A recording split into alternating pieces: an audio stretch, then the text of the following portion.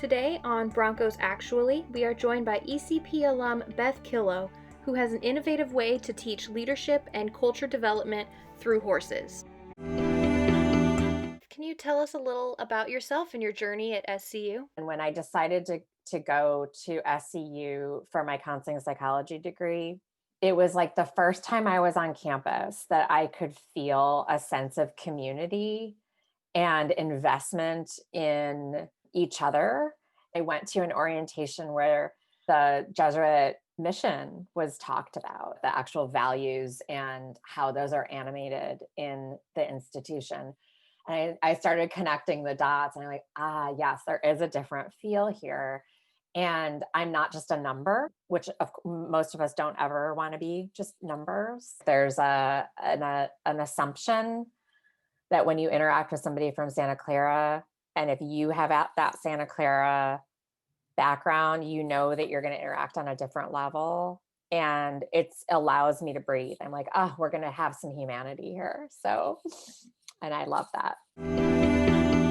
So, what motivated you to start the Circle Up experience? I had a dream that I showed up at my therapy office with a horse trailer full of horses.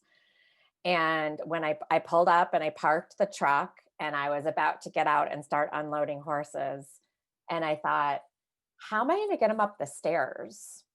And I don't think they're going to fit in there. Like, I had a trailer full of them. And I woke up from the dream, and it was really about realizing, I think sometimes we've outgrown something, whether it's a model or a way of working or a mindset, and it starts to feel tight and we feel pressure and something feels off. And I think we have to listen to that. I had been working, doing a really traditional clinical practice in my office, and it was successful. And I had a waiting list for clients, and it was like a thriving practice. And I was doing really good work. I knew that. There was something in me that was feeling like it wasn't enough. I started realizing that this other part of me that I've had in my life forever, my whole life, that is outdoors and in nature and with animals. And then I started questioning, like, well, maybe it's not enough for everyone. Like, maybe it isn't just about what I need. And then somebody asked me to do a group with a work team. I was like with the horses, and I was outside, and we were touching on personal and professional and cultural. And it was like, I started feeling the expansiveness of it. It was like, oh yeah, this is as big as it wants to be. So it created itself. What was your first step when you decided you wanted to pursue this new path? I bought the ranch, and the dream happened while I was still had an office, and I was starting to work out of the ranch, and I was feeling like these two parts of my life that had been very separate were trying to come together, and I was resisting it. And I think this happens a lot for people around innovation and entrepreneurship. Whatever quirky, weird idea that you have that you're called to do, it just keeps tapping you and tugging and gnawing. I think a lot of times people are afraid to say it out loud because it's like, it is probably going to be different. That's what innovation is. And so for me, like what kept gnawing at me was, you're actually going to close all of that. You're going to buy a ranch, and you're going to tell people that we're going to interact with horses and sheep and dogs, and you're going to build a meditation labyrinth, and that you're going to ask people to like lay down on the ground if they want in order to find their well-being and their balance. It's so different than what I thought would be accepted. And so it took a while for me to get to the point that I could just step into that. I think when we're really called to innovate, and I think this is part of what makes entrepreneurs, those visions of what you want to build are so much bigger than any element of resistance that you might have or fear. And so that, I think, is the difference between somebody that will materialize as an entrepreneur or an innovator and somebody that won't. What hurdles have you encountered and how have you dealt with them?